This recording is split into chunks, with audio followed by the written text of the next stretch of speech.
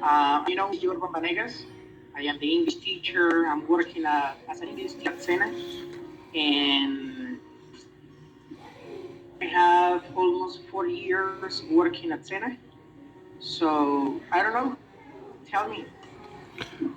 Good evening, Mr. Yorban. In this activity guide, an evaluation rubric task 2, the collaboratory activity unit 1 in language and culture, Okay. I'm gonna try to make some questions in order that you can solve. Okay. What do you think is the relationship between language and culture, Mr. Vanegas? What do you think?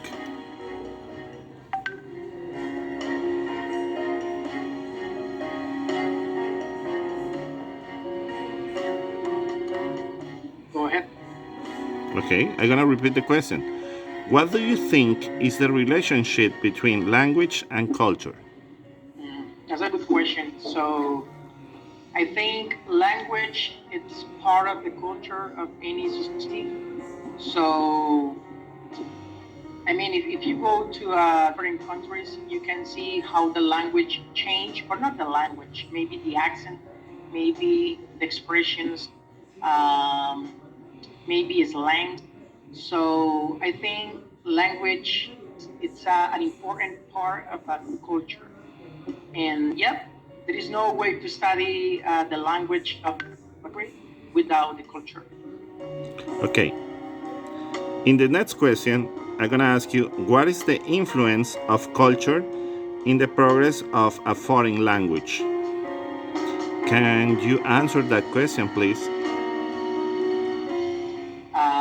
Well, as I told you before, language is a part of the culture. So if you really want to get your students involved of in your class or involved in a language, you have to show them the culture of the country. So there are many good activities in which you can, for example, celebrate St. Patrick's Day, and you can talk about that holiday, and also, for example, Thanksgiving Day. That is something that we don't have in our culture. So when you show the students that kind of manifestation of culture, they get involved in the learning process. So and they enjoy that. Okay, very good. In our next question, I'm gonna ask you which cultural expression do you know in countries that you have been through? I mean, Can you repeat the question, please? sure. Which cultural expressions do you know in countries you have been through? I mean, you've been travel around Boston or something like that. Good question. So I can mention like banks, for example. Yes. And if you go to Boston, Massachusetts, I hear a lot of time people that say when, for example, when they see a woman that is pregnant, they said, "Hey, do you have bones in the oven?" And that was something like what? So you have to learn that that's an expression to say that someone is pregnant.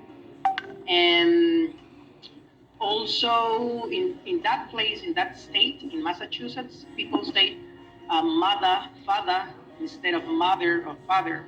So absolutely, there are different expressions depending on the country and the culture. And in United States, that is a really huge country. You can see different expressions in the same country but different states. So, for example, in the south, close to Texas, they have like a special way to talk, like a really strong accent from Texas. That you when you hear that people, you can say that people is those people are from Texas. So, yep. Okay. Why you think it's important to have an oral tradition in a country? What do you think do we teach culture using language? if you want to be a good teacher, absolutely yes. You have to teach languages in the culture. Why? Because there are expressions that people, British will use that you have to teach the culture, and if you want to teach the language. And as I told you 2 questions before, the students really when you just taken to another place by show them the culture of another country, for example. Okay, very good. Do you take into account culture in strategies? Okay. Okay, I'm sorry. Do you take into account culture in the strategies you use in English classes?